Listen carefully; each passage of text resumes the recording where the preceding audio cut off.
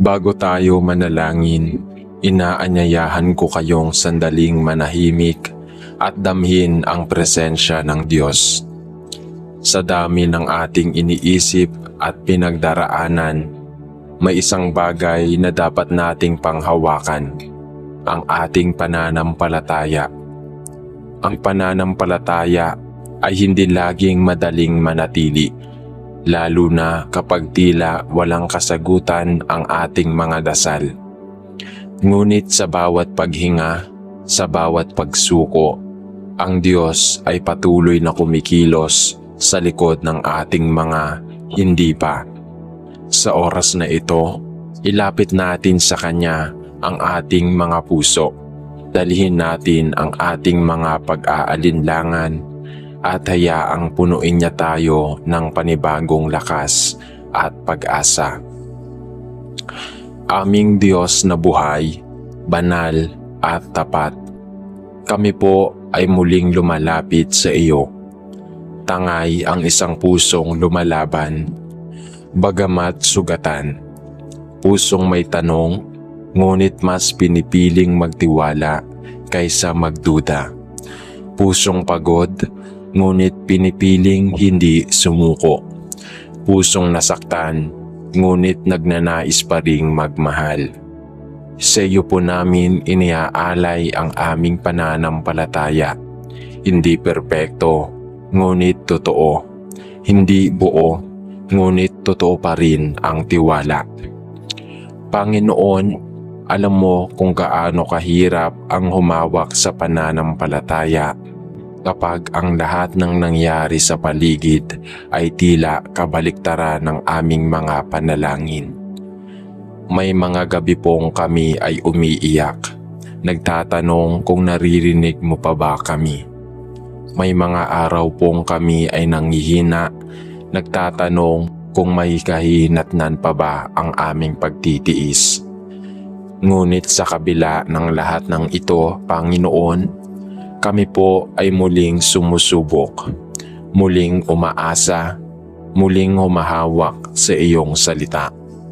Turuan mo kaming maniwala kahit wala pa kaming nakikita.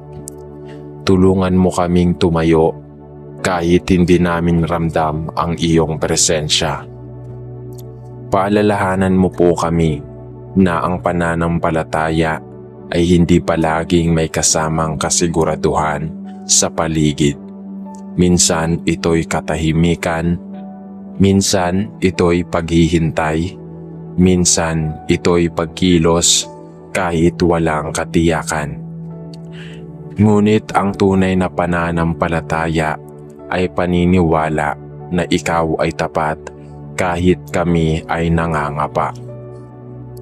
Panginoon, bigyan mo kami ng pusong marunong tumahimik sa gitna ng unos. Pusong hindi natitinag sa bawat pagsubok. Pusong may pananalig kahit sa kaligitnaan ng kawalan. Gusto naming maranasan ang pananampalatayang hindi natatapos sa panalangin, kundi nagiging pagkilos, pananampalatayang hindi natitinag ng takot, kundi pinapalakas ng pag-ibig mo. Sa mga panahon na parang kami ay nawawala, maging ilaw ka namin. Kung kami ay nadapa, abutin mo kami. Kung kami ay nagkulang, punuin mo kami. At kung kami ay pagod na, ipahinga mo ang aming kaluluwa sa iyong mga bisig. Hindi mo kailanman pinangakong magiging madali ang buhay. Ngunit ipinangako mong hindi mo kami iiwan at doon kami kumakapit sa iyong mga pangako na hindi napapako. Kung may mga panalangin kaming tila matagal nang hindi sinasagot, turuan mo kaming maghintay. Kung may mga plano kaming nabigo, turuan mo kaming manalig na may mas maganda kang nakalaan. Kung kami man ay nabigo sa aming sarili, iparamdam mo sa amin na sapat ka na upang kami bumangon. Sa lahat ng ito, O Diyos, ang hiling namin ay isang pananampalatayang lumalalim, hindi dahil sa ginhawa, kundi dahil sa relasyon namin sa iyo. Tulungan mo kaming maniwala na sa bawat luha may kasamang aral, sa bawat sakit may inihahandang kagalingan, at sa bawat tanong na walang sagot, ikaw pa rin ang sagot.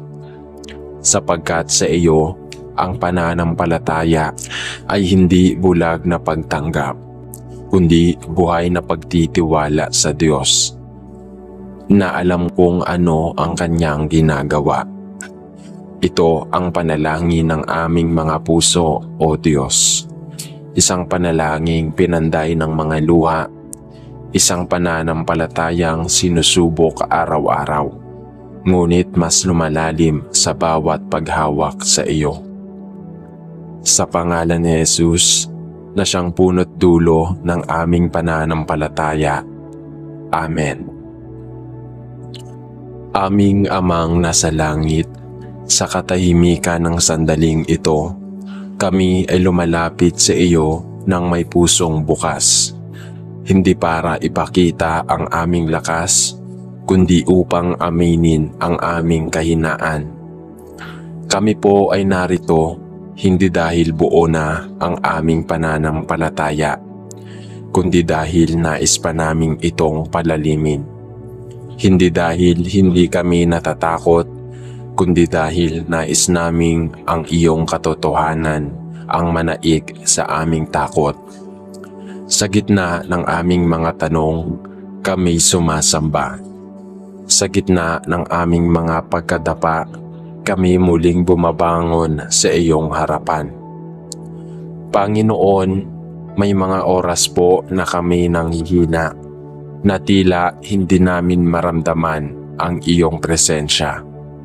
May mga pagkakataon po na kami nagdududa kung may kabuluhan pa ang aming mga panalangin, kung may direksyon pa ba ang aming mga hakbang, kung naririnig mo pa kami sa iyong katahimikan. Ngunit Panginoon, sa kabila ng lahat ng ito, pipiliin pa rin po naming maniwala, sapagkat ikaw ang Diyos na hindi batay sa damdamin, kundi sa katotohanan. Ito ang Diyos na tapat sa kanyang pangako. Kahit kami ay nakakalimot, ikaw ang Diyos na patuloy na kumikilos sa likod ng mga eksenang hindi namin nakikita. Sa gitna ng kadiliman, ikaw ang liwanag. Sa gitna ng kawalan, ikaw ang pag-asa. Palalimin mo po ang aming pananampalataya. Gawin mong matibay ito, hindi dahil kami matatag, kundi dahil ikaw ang aming sandigan. Kung kami man ay maglakad sa lambak ng kawalan, paalalahanan mo kami na hindi mo kami iniiwan. Turuan mo kaming maghintay sa iyo ng may pag-asa, magtiwala ng may kapayapaan, magpatuloy ng may lakas ng loob. Gawin mo kaming mga anak na tumitindig hindi sa sagot, kundi sa iyong pagkatao. At kung dumating ang mga araw na parang wala ng saysay, hayaang maalala namin na kahit buti lang ng pananampalataya ay kayang magpalipat ng bundok. Bigyan mo kami ng paningin na makakita ng iyong kilos sa maliliit na bagay. Bigyan mo kami ng tenga na marinig ka kahit sa katahimikan. Bigyan mo kami ng pusong hindi natitinag at kamay na handang maglingkod kahit pagod. Panginoon, tinatanggap namin ang iyong paanyaya. Ang paanyayang lumakad hindi sa liwanag, kundi sa pananampalataya. Sa bawat takbang na wala kaming kasiguraduhan, ikaw ang aming direksyon. Sa bawat panalangin na tila hindi agad sinasagot, ikaw ang aming katahimikan. At sa bawat gabi na puno ng luha, ikaw ang aming umaga ng pag-asa. Ipinagkakatiwala namin sa iyo ang aming takot, ang aming pangarap, ang aming mga plano. Hindi namin nauunawaan ang lahat, ngunit sapat na ang malaman naming ikaw ang may hawak ng lahat. At doon, Panginoon, kami ay payapa. Sa iyong mga kamay, kami ligtas. Sa iyong plano, kami may layunin. Sa iyong presensya, kami buo. Ito po ang panalangin ng aming puso.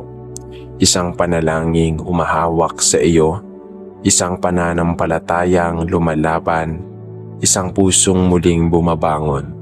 Sa pangalan ni Jesus, ang tagapagsimula at tagapagtapos ng aming pananampalataya. Amen. O Diyos na buhay, Diyos na walang hanggan, lumalapit kami sa iyo ngayong sandali ng may pusong nauuhaw, pagod, ngunit sabik pa rin sa iyong presensya. Hindi man malinaw sa amin ang takbo ng aming buhay ngayon, naninindigan pa rin kami sa katotohanan ng iyong kabutihan. Narito po kami hindi para humingi ng agarang sagot, kundi para muling magtiwala sa proseso mo. Sa mga araw na kami nakatigil, Panginoon, turuan mo kaming maunawaan na ang pananampalataya ay hindi lamang sa pagkilos, kundi sa kakayahang tumahimik at maghintay. Turuan mo kaming tanggapin na may mga himala kang ginagawa sa katahimikan at may mga sagot kang ipinapahayag sa pamamagitan ng pagtitiis. Palalimin mo ang aming tiwala sa iyo upang sa bawat panahong tila walang nangyayari, maunawaan naming hindi ka kailanman tumitigil sa pagkilos. Kung kami man ay nasa gitna ng unos, kalituhan sa direksyon, bigat ng damdamin, o lungkot sa kabiguan, gabayan mo po kami sa pagpapatuloy sa pananampalataya.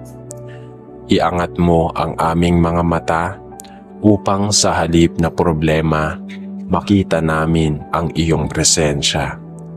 Sa halip na kawalan, madama namin ang iyong pagtustos. At sa halip na pangamba, palitan mo ng panatag na pananalig. Panginoon, bigyan mo kami ng pananampalatayang buo kahit ang aming mga plano ay gumuho. Bigyan mo kami ng pananampalatayang kayang maghintay kahit matagal at maglingkod kahit walang kapalit. Nais naming maging tapat hindi lamang kapag may sagot, kundi lalo na kapag walang kasiguraduhan. Nais naming matutong maghintay sa iyong puso kahit hindi namin maunawaan ang iyong kamay. Sa bawat araw na kami pinanghihinaan ng loob, palakasin mo kami sa pamamagitan ng iyong salita. Sa bawat gabi na kami nilalamon ng takot, yakapin mo kami sa iyong kapayapaan. At sa bawat saglit ng aming paglalakbay, ipinapaalala mo sa amin na hindi kami nag-iisa. Ikaw ang aming Diyos, ikaw ang aming kasama. Ikaw ang dahilan kung bakit kami patuloy na umaasa.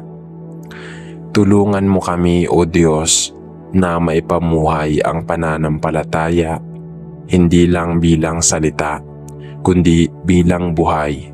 Isang buhay na nagsasabing mananatili ako kahit wala pa ang kasagutan. Maglilingkod pa rin ako kahit pagod na. Maghihintay ako kahit hindi ko alam kung kailan. At magtitiwala ako dahil kilala ko kung sino ka. Ito po ang panalangin ng aming puso. Pusong may sugat, ngunit may tiwala. Pusong pagod, ngunit handang lumaban. Pusong walang sagot, ngunit may pananampalataya sa Diyos na may plano. Sa pangalan ni Jesus, aming Panginoon at tagapagligtas. Amen. Aming mapagmahal na Diyos, sa mga oras na ito ng katahimikan, ako po'y lumalapit sa iyo ng buong kababaang loob. Bitbit ko ang isang pusong pagod sa pag-aalala, isang isipan na halos hindi na matahimik sa dami ng tanong at alalahanin. Panginoon, sa kabila ng lahat ng mga ginagawa ko upang lumaban, ako po ay nahuhulog pa rin sa takot. Takot sa bukas, takot na maulit ang mga pagkabigo ng kahapon. Takot na baka hindi ko kayanin ang mga hinihingi na ngayon. Hindi ko po kayang itago sa iyo ang aking kahinaan. Alam mo ang kabigatan ng aking dinadala.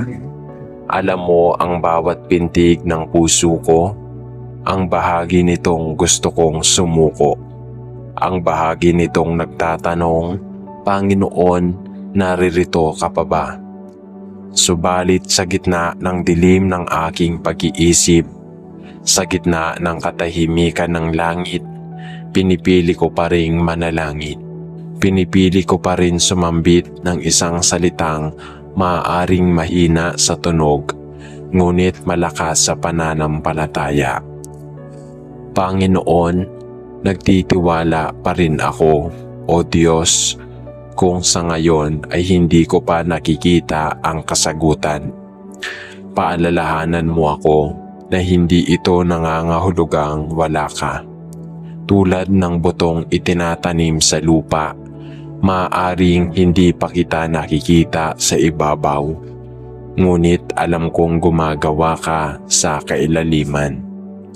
Gumagawa ka sa mga panahong hindi ko nauunawaan at tumutugon ka kahit tila walang tunog ang langit. Panginoon, tulungan mo akong manampalataya hindi lamang sa mga himalang malalaki, kundi pati sa maliliit na kilos mo sa araw-araw, sa hangin ng umaga, sa mga taong ipinapadala mo, sa kapayapaang dumarating sa gitna ng kaguluhan. Turuan mo akong maging sensitibo sa iyong presensya, kahit wala akong nakikitang dramatikong pagbabago. Ipaalala mo sa akin na ang pananampalataya ay hindi laging maringal. Minsan ito ay katahimikang kumakapit. Minsan ito ay pag-iyak sa gabi na sinasabayan ng dasal na, Lord, hawakan mo ako. Minsan ito ay pagpili na bumangon muli kahit walang gana at magsalita ng mabuti kahit pagod na ang puso. At Panginoon, kung ako man ay muling matakot, yakapin mo po ako. Hayaan mong madama ko na hindi ka kailanman lalayo. Ituro mo sa akin na hindi ako kailanman naglalakad ng mag-isa sapagkat ikaw ay kasama ko. Hindi lamang sa tagumpay, kundi pati sa kawalan ng direksyon. Sa bawat pintig ng takot, saluhin mo ako ng kapayapaan. Sa bawat bulong ng pagdududa, sagutin mo ako ng iyong salita. At sa bawat takbang na hindi ko alam kung saan patungo, gabayan mo ako ng iyong liwanag. Itinataas ko sa iyo ang lahat ng hindi ko kayang unawain. Itinatago ko sa iyo ang lahat ng hindi ko kayang kontrolin at inilalaga ko sa iyo ang isang pananampalatayang maaaring pagod, sugatan, ngunit buhay dahil ikaw ang nagbibigay lakas nito. Salamat Panginoon na hindi mo hinihinging maging perpekto ang aking pananampalataya, kundi totoo. At ito po ang aking totoo ngayon. Ikaw lang ang pag-asa ko. Kahit anong mangyari, kahit gaanong kahirap, ikaw ang pipiliin kong kapitan. Sa pangalan ng aming Panginoon at tagapagligtas na si Jesus. Amen. Aming Diyos na tapat sa lahat ng panahon, narito po ako sa iyong harapan. Bitbit ang lahat ng bigat ng puso, lahat ng tanong na hindi pa nasasagot, lahat ng inaasam na tila hindi pa dumating. Marami pong pagkakataon na ako'y napapaisip, bakit ganito ang nangyayari? Kailan pa darating ang sagot? Lord, hanggang kailan ako maghihintay? Ngunit sa kabila ng mga pagkabigong ito, sa gitna ng mga pagkakataong ang plano ko ay hindi natuloy o ang dasal ko ay tila hindi pa natutupad, nais ko pa ring manalangin, hindi para pilitin kang sumunod sa gusto ko, kundi upang ipakita sa iyo na handa akong sumunod sa gusto mo. Panginoon, ang pananampalataya pala ay hindi lang pagtanggap sa mga biyaya, kundi pagtanggap din sa mga paghihintay. Hindi lang ito pag-ani, kundi pagtatanim. Hindi lang ito pag-akyat sa tagumpay, kundi pagtitiis sa pag-akyat. Turuan mo ako, O Diyos, na maghintay, na magtiwala kahit hindi ko pa nauunawaan. Turuan mo akong magtiis kahit masakit. Turuan mo akong maniwala na may ginagawa kang mas mabuti kaysa sa hinihiling ko. Kung tinatama ko man ang direksyon ko, salamat. Kung hindi mo muna ibinibigay ang sagot, salamat pa rin. Kung pinapaalala mo na hindi pa ito ang panahon, turuan mo akong tumahimik at sumunod, sapagkat alam kong hindi hadlang ang pag-aantala sa iyong plano, kundi bahagi ito ng mas malalim mong layunin.